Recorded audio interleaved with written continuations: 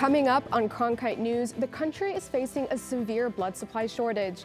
We'll let you know what's causing the shortage and how you can help.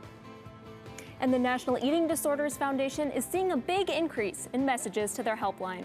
We'll take an in-depth look at the issue and reasons behind the spike. And later, NASCAR was right here in the Valley recently to work on their new next-gen race car. We'll have an update on its progress along with reactions from fans. Cronkite News starts now. Good evening and welcome to Cronkite News on Arizona PBS. I'm Fatma Abed. And I'm Anna Campbell. Thank you for joining us.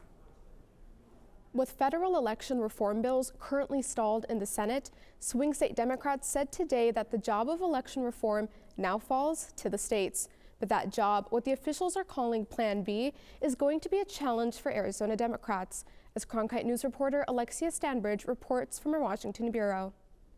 Alex Galota says there are more than 100 bills in the legislature right now that could affect voting rights, and he says Democrats should be worried. Any one of them could slip through or get pushed through or get added to a striker, and then it's very difficult to stop. Arizona Democratic Party Chair Raquel Teran agrees it's an uphill battle. That doesn't mean Democrats are ready to give up. But we are prepared to put up a fight. But she conceded that the legislature and governor's office is in Republican hands. Democrats are in what she calls a complete defense mode. Over 100 bills that were introduced show how determined Republicans are in silencing voters and making it harder for people to vote. Those bills include proposals that Democrats say would restrict access to the ballot box, limit early voting, and make it possible for the legislature to simply overturn elections it doesn't like. But Republican political consultant Jason Rose said that some election reform is needed and that Democrats have their own reason for opposing some of the GOP bills. It's obvious what you're doing. You're trying to gain an electoral advantage. It's not about protecting voter rights. He thinks there are Republicans willing to work with Democrats on voting bills, but said Democrats have to meet them halfway. Common ground comes from the more sober leaders like Speaker Bowers and anyone who wants to join him on the Democrat side. That's what democratic compromise is all about. He says the posturing just leads to, quote, eye-rolling instead of cooperation. But Teran is still hoping to find some on the GOP side who are willing to work with the minority. So we always just need one Republican to block legislation. In the meantime, all Teran and Galota can do is wait and worry. We have real concern because there are extreme anti-democratic policies that are being pushed by a whole host of legislators that basically undermine our freedom to vote. In Washington, Alexia Stanbridge, Cronkite News. According to the National Conference of State Legislatures, there have been a total of 994 bills filed in state capitals across the country this year dealing with elections or voting. The NCSL database says 99 of those bills are in Arizona, or 10% of all the election bills in the U.S. legislatures. Arizona's GOP chair, Kelly Ward, has filed a lawsuit with her husband, Michael Ward, to block a subpoena. The House committee is trying to get a hold of their phone records as part of an investigation into the January 6th insurrection. If former President Donald Trump had won the election, Kelly and Michael Ward would have been Arizona's electors. But even after Joe Biden won the state, the couple signed a document claiming they were Arizona's electors. Lawyers for the couple argue that they shouldn't have to give up phone records. They say that it would compromise private information of the Ward's patients and violate the First Amendment. Republican lawmakers are working to advance legislation that could change the voting process right here in Arizona. If passed, voters would be required to show an ID when dropping off their ballot. The bill was approved by Republicans from the House Government and Elections Committee yesterday. The Republicans said it would add security to the voting process, but Democrats argue the bill could make it harder for people to vote early while disenfranchising others. Election officials say the bill could lead to longer lines when it comes to Election Day. About 1 out of every 5 hospital patients requires a blood transfusion, but the nation is facing a severe blood shortage. The American Red Cross reports the crisis is the worst it's been in over a decade. Cronkite News reporter Anna Stansfield visited a local blood center to learn more about the shortage and why donations are so desperately needed. Blood centers across Arizona, much like this one in Tempe, are experiencing a 33% drop in donations compared to levels before the pandemic.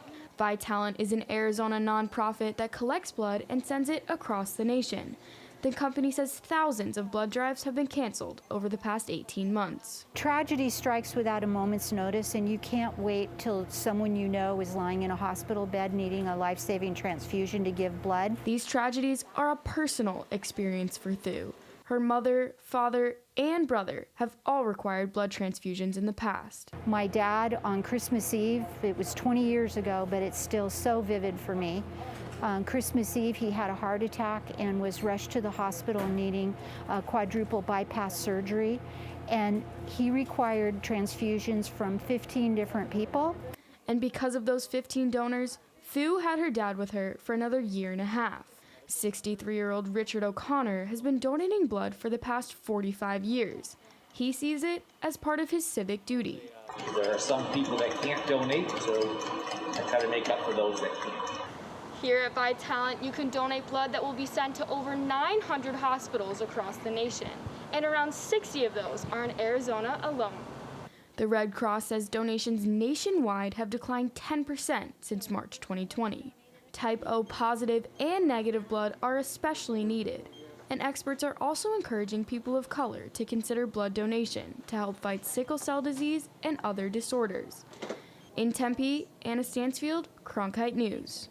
Vitalant is experiencing its lowest supply of blood in the past 2 years. To learn more about how to donate at any of its 7 centers across the valley, visit the company's website at vitalant.org.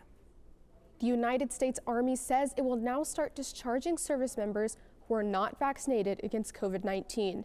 While no one has been discharged yet, more than 3,300 soldiers may be forced to leave their positions soon. The Army is in the last branch of the military to make this decision. The Marines, Navy, and Air Force have already let go of service members who refused the vaccine. About 97% of all soldiers in the U.S. Army are at least partially vaccinated against COVID-19, and more than 3,000 have asked for exemptions.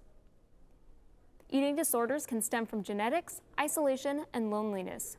The National Eating Disorders Association has reported a 58% spike in helpline messages since the beginning of the pandemic. Cronkite News reporter Faith Abercrombie talked with people in the community about what's causing the increase. Feeling on top of the world can sometimes require a helping hand. Good job! 31 years of therapy, basically, since I was 16. Jennifer James knows sliding through life's obstacles doesn't have an age minimum. It was reading food labels when I knew how to read. Some breath. The 47-year-old Arizona mom remembers having negative thoughts about her body image at 5 years old. You know, not looking like my adoptive family, seeing differences, and then wondering why. Jennifer is one of 30 million people in the U.S. with an eating disorder, and that number has only increased over the pandemic. Oftentimes, trauma may induce a stress response, and then that stress in and of itself may impact the way somebody approaches food. Eating disorders are not formally tracked like other illnesses. While the World Health Organization and the CDC track many physical and mental issues, neither include eating disorders specifically. A lot of eating disorders are underreported or misdiagnosed, underdiagnosed, especially if you don't fit that stereotype. We've absolutely seen an increase not only in our call volume, but in our admissions at Rosewood. Quarantines and social distancing can be isolating, says Rosewood Ranch psychologist Dr. Dina Cabrera, a risk factor for eating disorder behaviors. We've seen a significant increase in mood struggles, isolation, and most certainly related to disconnection. Next to opioid addiction, people with eating disorders have the second highest risk of death for mental illnesses, which translates to about 1 person every 52 minutes. And since the pandemic, people reaching out for help around suicidality and self-harm has increased from 3% to 8% each month. Food is a way that people can control something. Despite the social barriers, James continued to work with a support group during the pandemic. We ate dinner together on Zoom, and we did our talks and our processing and just like clung to each other like our own kind of little family. Good job, Aiden! James describes an eating disorder as an ongoing journey. She teaches her daughter Scarlett that every body is beautiful, positive self-talk is important. I love it. And a couple of happy dances doesn't hurt either. Talking about our bodies, that our bodies are beautiful, they are the vessels of life that carry us. Dr. Cabrera and James say getting help starts with a first step. The power of telling one person is huge. And that the climb is worth it. Scarlett and I are gonna like lace up our Doc Martens and walk through life, you know, and we're gonna handle whatever happens in this life. In Phoenix. I like this day, Mom. Faith Abercrombie, Cronkite News. The National Eating Disorders Association has an online screening tool to determine if you should seek professional help. You can contact NEDA through their helpline in the form of a text message, online chat, or phone call at 800-931-2237. If you are in crisis and need help immediately, text NEDA to 741-741. Today is National Missing Persons Day, a day to draw attention to the thousands of missing persons throughout the country. According to the World Population Review, Arizona is number 4 on the list of 10 U.S. states with the most missing people. Arizona has reported 915 missing persons in 2022. You can do your part to observe this day by sharing photos and information of missing people and donating to and volunteering with charities like the National Center for Missing and Exploited Children. Coming up, construction on a first-of-its-kind housing development is underway on the Pascua Yaqui Reservation. We'll take you on a tour of the much-needed affordable housing endeavor. And Arizona City is putting its recycling routine on hold. Stick with us to find out what the city is planning and how it could affect residents.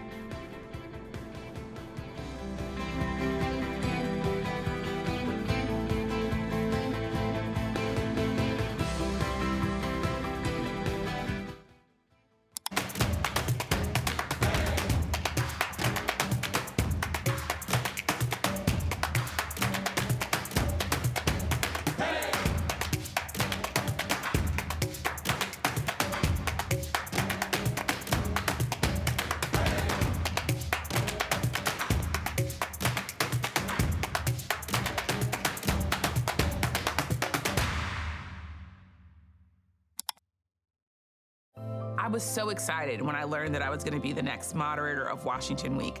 I was incredibly lucky to be mentored by Gwen Eiffel, and what that gave to me was this confidence that I could be my full self and that I was deserving of whatever spaces I was in. Welcome to Washington Week. I also feel this great joy in taking the helm of Washington Week, knowing that I can mold it and make it my own, but also make sure that it is still within the legacy and the tradition that made it so great for all of these years.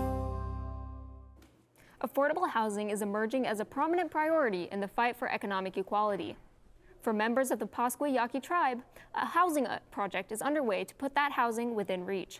Madison Thomas has updates on the progress. According to Keith Gregory, the tribe's director of housing, more than 1,000 families in the Pascua Yaqui Tribe are on the wait list for affordable housing. But for 200 families, the wait will soon be over. Construction in southwest Tucson is in full swing on this housing development that is the first of its kind. What we're trying to do has never been done before anywhere in tribal housing. It's the first phase of the project, the phase that's under construction right now, is literally the largest tax credit project ever done in the United States on tribal land. Gregory says the tribe applied for the tax credits through the state's Department of Housing. The project received roughly $15 million through tax credits sold to investors. The tax credit program is authorized by the federal government. They allocate dollars to the states that then are allocated to individual projects. The project has experienced several setbacks and challenges along the way, which has pushed back completion dates. COVID was definitely one of them. We did lose a lot of manpower for quite a period of time. The construction company is expecting to complete the first phase of the project by the end of the year. The homes will have a modern look, and stakeholders say they will meet the needs of families in the community. Right now, we're building 50 homes. We got 3 types of models, a 2-bedroom, 3-bedroom, and 4-bedroom. This land behind me will soon be under construction as well. The development for new townhomes will begin soon. The next phase will include 27 units, and a third phase is currently in design. Gregory says that they are committed to providing the community with the resources that they need. Housing is more than just buildings. It's an opportunity to help people reach their own goals. After renting homes for 15 years, tenants will have the option to buy the home at a reduced rate. Gregory says this allows families to build generational wealth from the home's equity. In the newsroom, Madison Thomas, Cronkite News. The city of El Mirage has paused its recycling program starting February 2nd. According to a city press release, residents will receive an automatic credit on their utility bill. The city says its third-party recycling facility provider has stopped its services. A date has not been set for services to restart.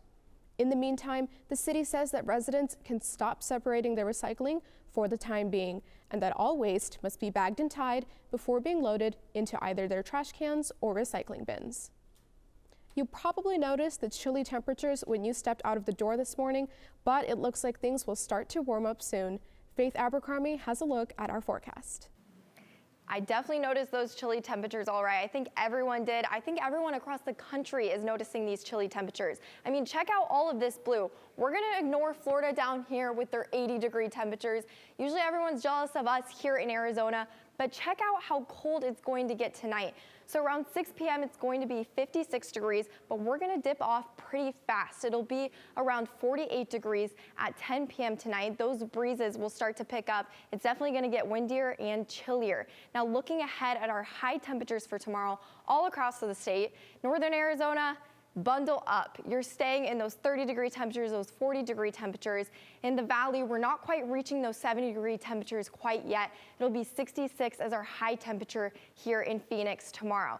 Now, taking a look at our 8-day forecast, that sunshine is going to come out to play. We're going to go back into those 70-degree temperatures with 73 on Sunday. And looking ahead at the rest of the week, it's going to be 72 on Monday, 74 on Tuesday. And look at this jump. We're going up into the higher 70-degree temperatures with 77 on Wednesday, 77 on Thursday, and 76 on Friday. Well, that is your 8-day forecast. From the Cronkite Weather Center, I'm Faith Abercrombie. I'm Andrew Curlin. Coming up after the break, I'll have your Cronkite Sports Report. NASCAR's next-gen car makes its debut test this weekend. Drivers test it out in Phoenix. Will it be ready?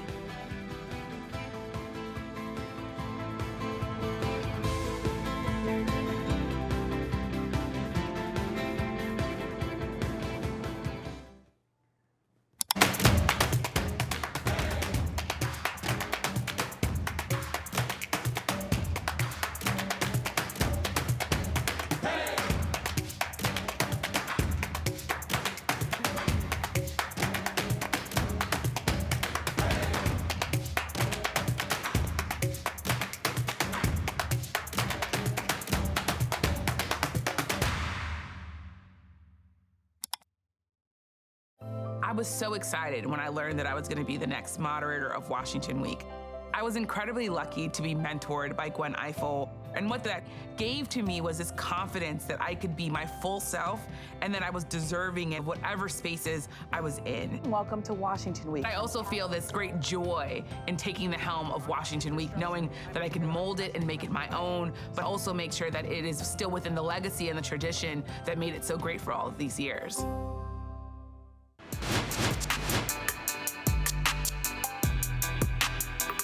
Welcome back to Cronkite News.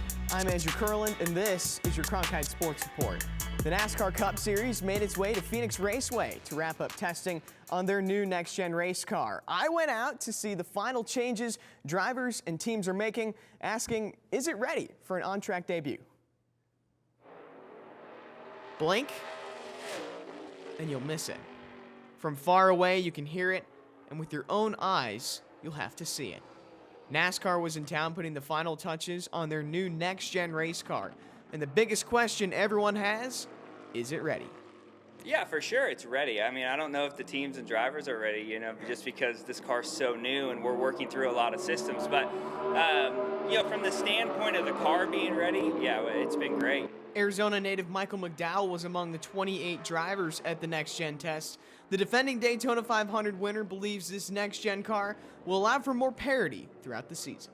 You know, with this next-gen car, I hope that we have more chances to win races than just Daytona and Talladega. I feel like it'll level the playing field and give us more opportunities. With fans in attendance to catch a sneak peek of the new car, the changes are leaving people with mixed opinions. Some fans like change simply because others don't. It's different, and then it makes a lot of NASCAR fans mad, and I think that's funny. A lot of NASCAR fans get kind of jaded about it because they're stuck in their ways, but I think it's totally essential. Yeah. I think change is necessary. The last time fans filed the stands at Phoenix Raceway, they witnessed Kyle Larson capture his first career championship. Larson knows all too well how to get around the mile tri-oval and has taken this test to learn how the car compares to his championship-winning ride. Everything is just a little bit more sensitive. The steering's more sensitive, the brakes are a little more sensitive, but I wouldn't say it's any harder.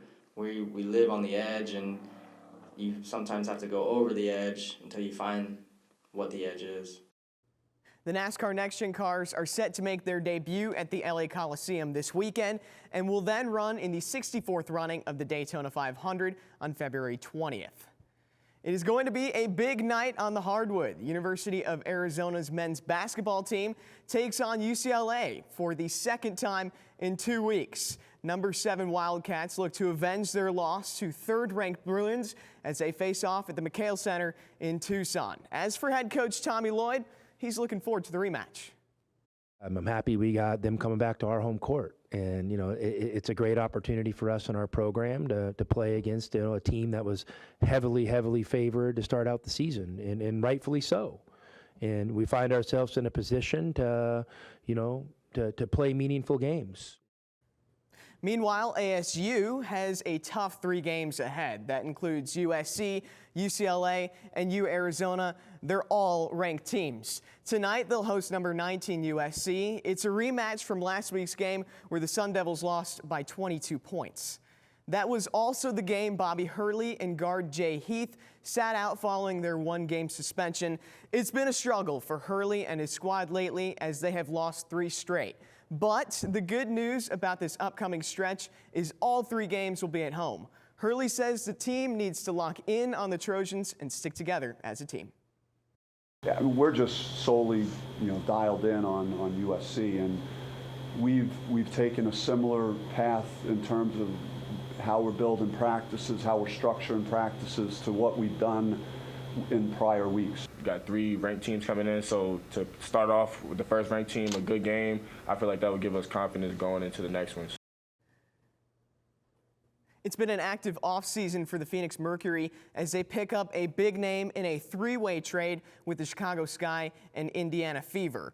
The Mercury get all-star guard Diamond DeShields from Chicago. DeShields was part of the Sky team that bested the Mercury in the WNBA championships last year. Now, Phoenix gives up a first-round draft pick in the 2023 draft to Chicago while also sending Bria Hartley and 2 second-round picks to the Indiana Fever. Earlier this week, the Mercury traded Kia Vaughn to Atlanta, and yesterday they re-signed Sophie Cunningham. That's all for today's Cronkite Sports Report. Back to you, Batma. If you're looking for a summer gig, you may want to consider applying for a job within the city of Phoenix. The city says it's looking to fill some positions by summer. Stay tuned to find out where your help is needed to make a splash.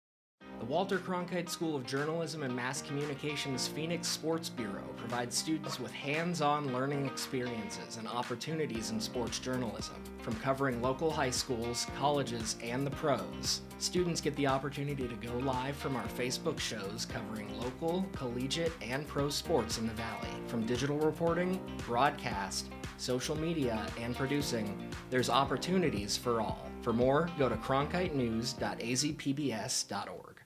I was so excited when I learned that I was going to be the next moderator of Washington Week.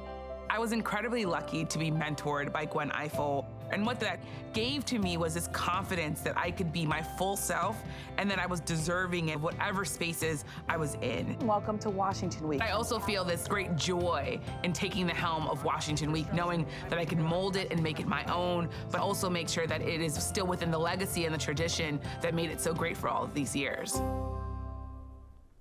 The city of Phoenix has announced that it's looking to hire more lifeguards. The city said yesterday that it needs to hire more than 400 lifeguards before this summer.